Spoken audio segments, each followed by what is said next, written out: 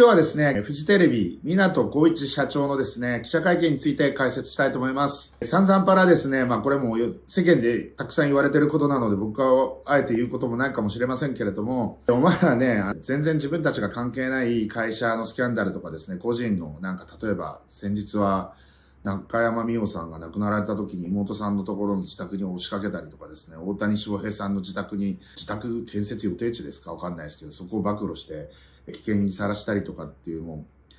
大炎上中のフジテレビでございますが、私もですね、昔、ライブドア事件でですね、保釈された時にですね、誰だっけな、フジテレビをクビになった男子アナウンサーの人いるじゃないですか。男性アナウンサーで。長谷川豊さんです。フジテレビをクビになったアナウンサーで検索した一番上に出てきました。たまにお仕事させていただいたりとかしてるんですけど、最近は仲いいです。彼もちょっと不祥事でフジテレビクビになっちゃいましたけど、まだクビになってなかった頃ですね、2006年私が東京拘置所から保釈される時もですね、フジテレビさんは特にですけども、ヘリがですね、報道各社のヘリが10機以上東京拘置所の周りをぐるぐる回って、めちゃくちゃ近所迷惑だったんですけど、さらにそこからですね、各報道各社のですね、車だったりとか、あとバイクですね。山のように僕が住んでた六本木ヒルズまでずっと追っかけてきたんですけれども、フジテレビだけは本当にしつこくて、高速道路首都高をですね、長谷川豊さんが箱乗りになりながら、堀さんって言ってました。すごい。あの人は本当にすごいけど、ダメですよ。良い子は真似しちゃいけませんよ。高速道路で箱乗りをしちゃダメです。道路交通法違反です。だと思うんですけど、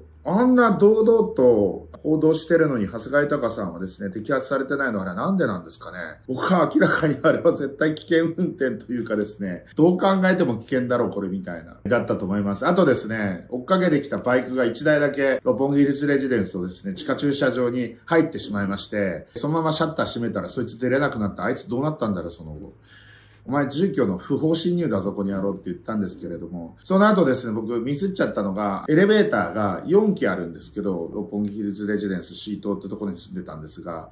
2棟が欅坂沿いにあってガラス張りなんですよね。そっちの方に僕乗っちゃって、そしたら、テレ朝のやつら、本当によく見てんなと思ったんですけど、テレ朝の報道局のところから僕をエレベーターに乗ったやつを望遠レンズでずっと生中継してました。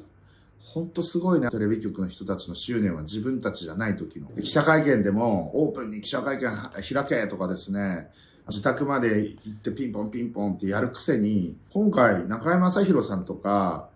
港社長とかプロデューサー A 氏のところには行ったんでしょうか？行ってないよね。そういう奴らなんですよ。卑怯なんですよ。やっぱり自分たちがメディアで圧倒的な力を持ってて、ライブドア事件の時ネットなかったんで僕の主張一切世の中に僕はこういう思いでやってんだとかっていうのがですね、全然まだネットの力がなくてですね、テレビに全部悪者扱いされてしまいましてですね、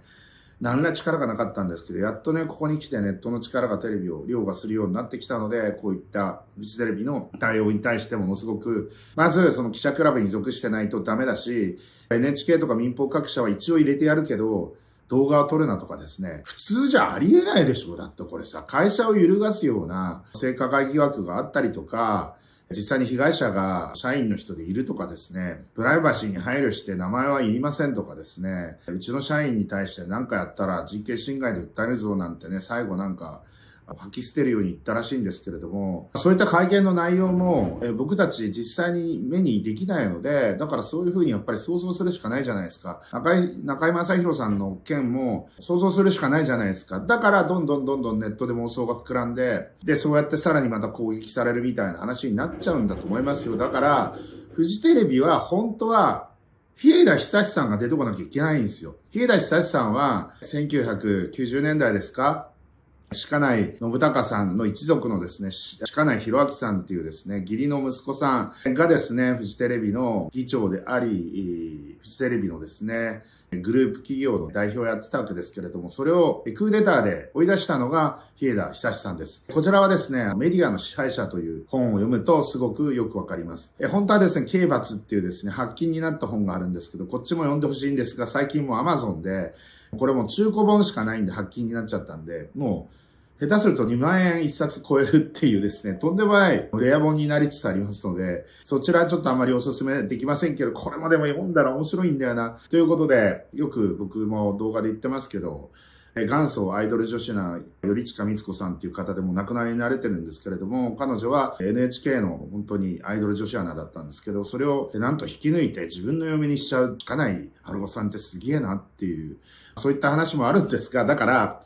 アイドル女子アナの元祖もフジテレビだし、それをですね、接待とかですね、そういったところに使ってたのも多分フジテレビで、フジテレビが多分最初だと思うんですけど、そういった多分女子アナの方々は皆さんそういった多分今発言したら絶対炎上するんで絶対言わないと思いますけど、そういったところの接待の場に僕はね、ハニートラップじゃないけど、日テレの人にですね、盗撮されるために女子アナと合コンをしましたけど、こういうのって本当にあるんだと思ってたら、俺は盗撮されてたっていうね、どうしようもない話だったんですが、記者会見でとにかく自分たちが攻撃される場になったらオープンにしないって本当卑怯だよね。特に日枝久志が卑怯。だって、あの人が社長で、その後会長になって陰性を引いて、社長何人変わったと思います？どんどん変わっていくんだよ。日枝以外は全員変わるんだよ。今もだから多分港光一を、もう72ですか彼。日枝さんも80代後半ですよ。をずっと首を据え替えながら、トカゲの尻尾切り、社長が責任を取って最悪辞任しますみたいな話になると思うんだけど、日枝は無傷。取締役、相談役。あとですね、富士山系グループってなぜか、富士山系グループ代表っていう役職がございまして、これもメディアの支配者って本に詳しいんですけれども、箱根彫刻の森美術館とかですね、産経ビルとかですね、いろんなフジテレビの関連会社あるんですが、こちら不動産である程度支配されてるんですね。彼らが入ってるお台場の例の皆さんがよくご存知のビルとかですね、湾岸スタジオとかですね、いろんな不動産持ってるんですけれども、こちらの方、大家さんが富士山系グループの企業だったりとかして、それがフジテレビとの資本関係があんまりなかったりとかですね、そういったところで間接的に表に上場企業の社長だとですね、出なきゃいけないんで、そういうとこ巧妙にやってんのが日枝久志なんですね。だから、今回も港さんを多分スケープゴートにしようと思ってると思います。裏で操ってるっていうのが、だから本当は日枝さんが出てこないとフジテレビの問題っていうのは解決しないんですよ。結局、彼がずっと操ってるんで、陰性なんで。日枝久志の陰性なんです、フジテレビは。これが諸悪の根源なんです。なので、今回の記者会見見て分かったと思いますけど、僕でライブドア事件の時、強制捜査受けて、ずっと検察の対応やってたにもかかわらず、朝方になってやっと終わって、それから僕は